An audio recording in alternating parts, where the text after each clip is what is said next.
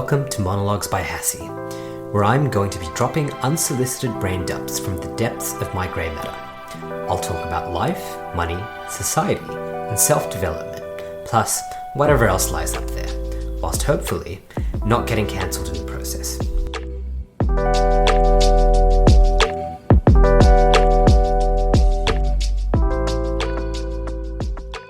I last spoke about housing affordability back in June with my episode Housing Affordability Part 1.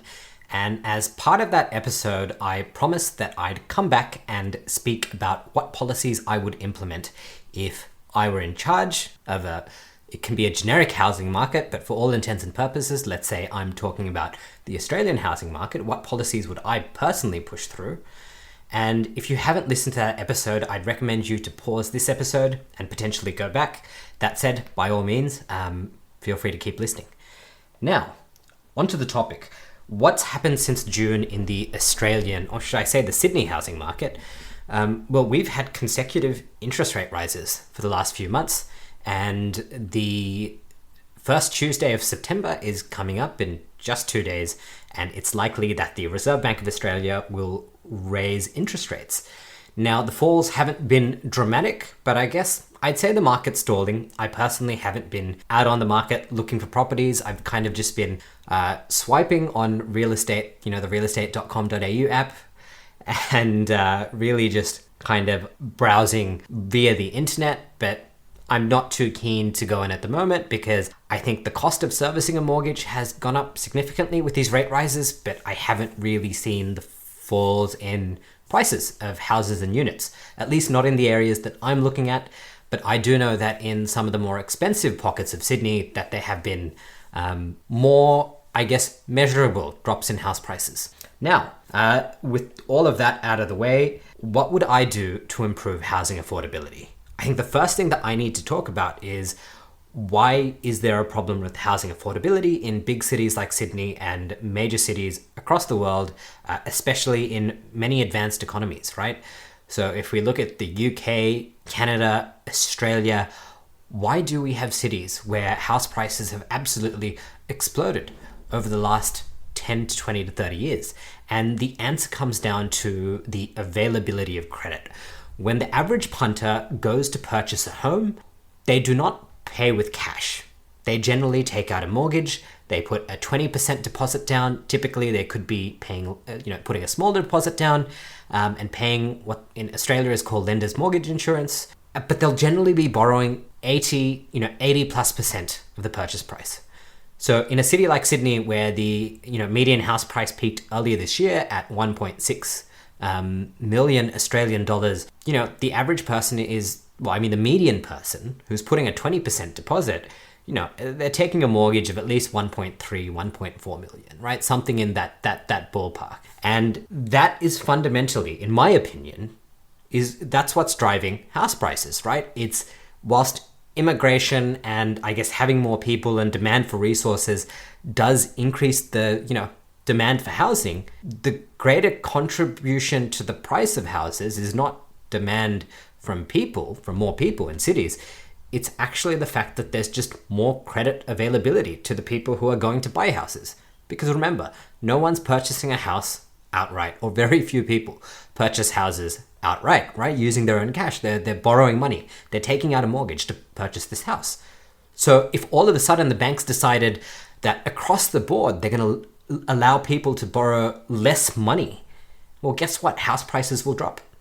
Because if the availability of credit shrinks, then when a new buyer goes to purchase a house, guess what? They don't have $1.6 million anymore. They might only have 1.2, 1.1. They might only have 1.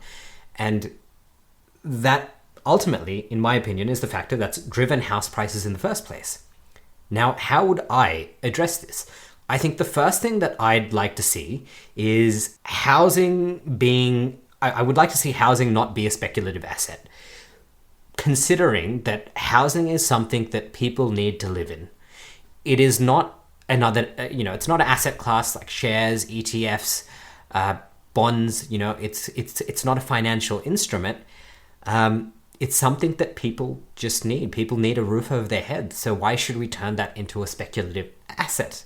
So that being argument number one, what I would do is I'd look at the current debt to income, well, the house price to income ratios, and I would say, okay, this is the current ratio.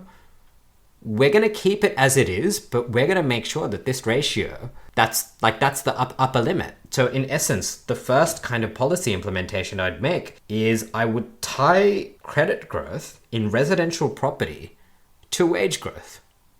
So credit growth can only increase for residential property, mind you, just residential property.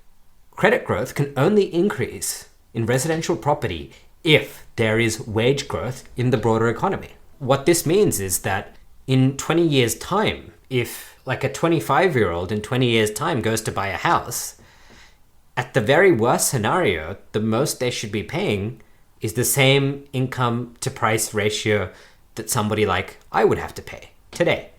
We'd keep that fixed. Now, that's probably not pleasing news for anybody who wants crazy capital growth in property, because we've just turned property into a non-speculative asset, right? We've capped growth because we're capping credit growth. Now, that's policy number one. So it might not be particularly popular amongst the investor class, but at the same time, it's not setting, it would force the investor class to, I guess, seek profits from property by renting it out and actually returning a profit, right? Rather than having a negative cash flow property that you're also negatively gearing because you expect it to be worth 100, 200% more in 2 decades, right? Rather than that being the kind of basic paradigm, if you're renting out a property, you're now renting it out because there's a positive yield.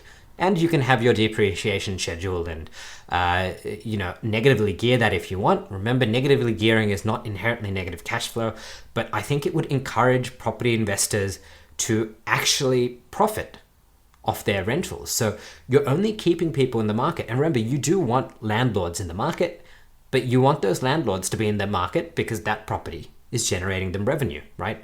I think we want to stop seeing landlords who have properties, but properties that are actually losing them money in real time, you probably shouldn't exist in the market, right? That's just my opinion though. The next thing I would do is there's a lot of suggestions when you read a lot of forums, and they're very heated by, I think, young people who can't get into the property market. People will say no one should be allowed to own more than 2 properties. And I think that is a very horrible idea. I don't think anyone should be restricted from owning more than a particular number of properties. Because look, in my opinion, if you're wealthy enough to be able to pay cash and buy yourself a pad, buy yourself a house in every Australian capital city, so you have somewhere to stay when you go on business trips, and if you can just purchase this with cash, by all means, go ahead. You're wealthy. You're not borrowing to purchase these houses. You already have the money to do it. Go for it. I think that's absolutely fine. But what I would do is I would restrict any bank or credit union, right? I would restrict any bank or credit union from lending to anyone who has more than 3 properties. What does this mean? This means that you can get mortgages at any one time for 3 properties, right? So you can have mortgages on 3 separate properties, and that's fine. But if you then try to go get a mortgage on your 4th property, the bank or credit union will have to reject you or face a financial penalty. That's sizable enough to make sure that they actually comply with that particular piece of policy. So in essence, you should only go and have 10 properties if you can actually go and afford 10 properties. You shouldn't go and have 10 or 20 properties if all you're doing is you're just borrowing off the banks. Now, people will say, well, I've got equity in my property.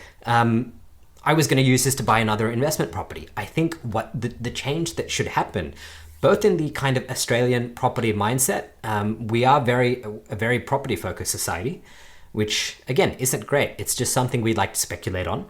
But I think banks should now be encouraged to allow people to use their equity to invest in alternate investment classes, right? So if you've got a few $100,000 equity in one of your properties, why go and buy another property? Why don't you go put that money into the share market, right? Where, you basically can contribute or own a part of a business, right? That operates in Australia, could be foreign, doesn't matter. But why don't we go invest that money in an asset that people don't have to live in? So I think those are the real two big changes I'd make. I would tie credit growth in residential mortgages to wage growth, and I would limit the number of mortgages that a person can have at any one time. Now, of course, these are very high-level ideas. Even I can already come up with like 20 loopholes in terms of how I'd get around this. But really, it's about making the system just that much more challenging for people who are going to try and manipulate it, right? And it's not really about saying property investment is bad and being a landlord is bad. It serves a very valuable purpose. But it's interesting, out of all the landlords, like I've known a few people professionally and personally who have investment properties and who are landlords. And the ones I like are the ones who actually generate a profit of their properties. Because these are the landlords who can, when COVID hit and there was, very high vacancies, these are the landlords who could afford to lower their rents to make sure that their tenants didn't leave, right? These weren't the people who had negative cash flow and were crying, right? Who had cash flow issues. I like to see landlords in the market who are running their properties like a good business, right? They've got positive yield. I love to see that. I don't think there's anything wrong with that. In fact, we need a strong rental market. At the same time, I think housing speculation has gone through the roof. So that's what I would do to change it. I'd love to hear your thoughts. I know this is a very controversial topic, especially in Australia, but if you do have any thoughts, positive or negative, by all means, send them to me at hassie@monologuesbyhassie.com.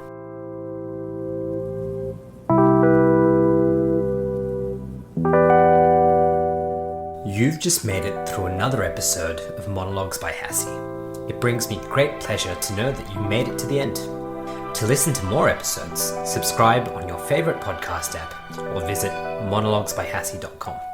Thanks for swinging by.